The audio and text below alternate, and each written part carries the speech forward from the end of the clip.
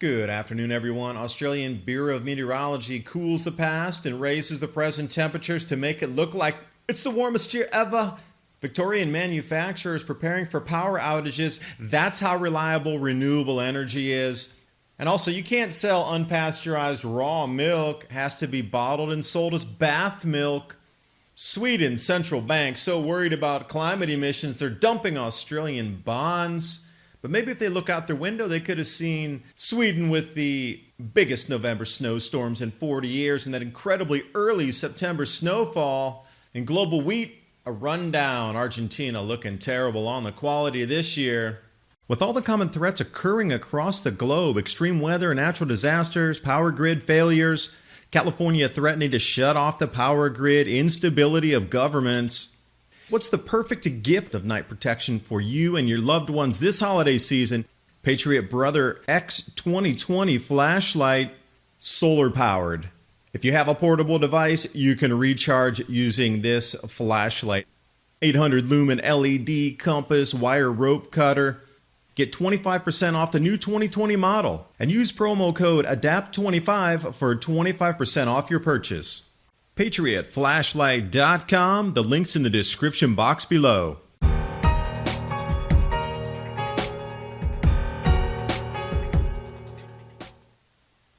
Starting off here, Sweden's central bank dumps Australian bonds.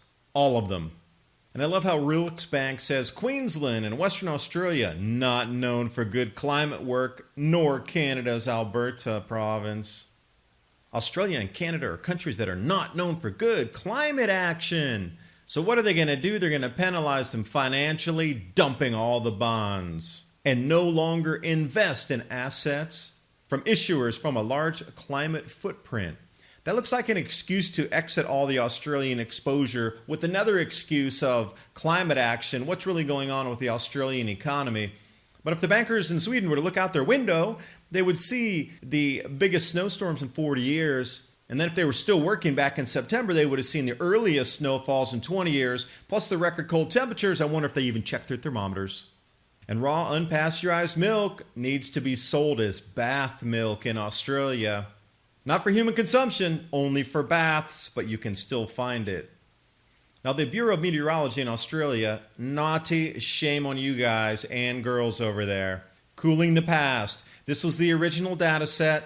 Notice left of the chart, 1910, 1920, and the far right of the chart. At the very last year, 2018, it's like about half a degree, and then look, whoosh, what they've done.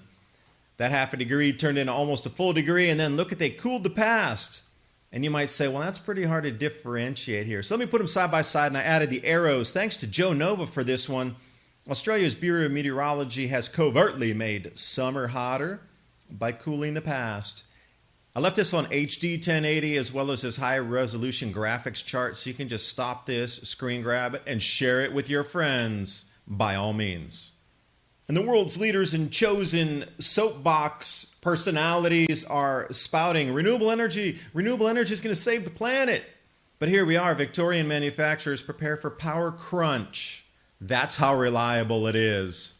While worries about blackouts in Victoria have eased in the past months, companies are prepping up for worst-case scenarios if Victoria generation falls short of demand. How would that happen? They're using unreliable solar and unreliable wind, destroying all their coal-burning power plants. And it is ironic here, the definition of incompetence, having 430 billion tons of brown coal reserve and not enough electricity to operate your country's economy. Welcome to the new utopia. Solar panel for everybody, one loaf of bread for you, one for me, everybody's equal.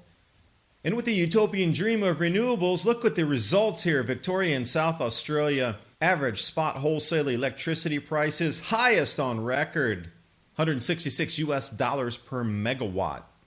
And I thought, that's interesting. I know we can jump over to the IEA and take a look at some American pricing on the wholesale market. Look at Texas. That's incredible. The draw on Texas and the incredible pricing in Texas. That's astounding, actually, when I was doing this research here. This is for August 2019, not the present month. They lag behind a little bit on their data feed. But the Mid-Atlantic and the Midwest are a little bit below $100. So when you're thinking about $166 versus $96, but then when we get into Northwest, Northern California, etc., they're creeping right up near the utopian dream of Australian renewable power at about $155. So American regional areas are not far behind the record pricing in Australia. And you have to say, where are they putting the most renewables in? Oh, California! No wonder your prices are so high. Texas, that's a whole different ballgame. And over to the Global Wheat Report. This is November 13th. Only 10% of Argentina's wheat crop is in good to excellent condition compared to 41% last year at this time. And get this, only 0.4% of the country's wheat crop is excellent compared to 9% last year. Again, they're having some difficulties down there. America's having an incredible difficult time growing this year. Canada, they stranded 2.5 million hectares up in the fields up there that's not going to be harvested. China's down the tubes, and then where else can we look for production? Oh, Russia. They're looking for a 6% increase in planting. Now that's not yield, that's planting, but that's going to stay in Russia. That's for sure not outbound exports. And again, how are their yields? Now look down in Ukraine, Ministry of Agriculture. Their planting hectares are 3% lower. So you have to also ask the biggest question of what are the yields coming out per hectare compared to the average over, say, 40, 50 years or even the last 10 years averages, because now it's not about the number of acres planted. It's about the yields and tonnage coming out because growing conditions are so atrocious globally. I encourage you to do your own research and check some of that out. And we're coming into the holiday seasons. It's not CO2, it's not you, it's the sun. Adapt 2030 merch. Another way to support the channel, teespring.com/adapt2030, and I will see you next video.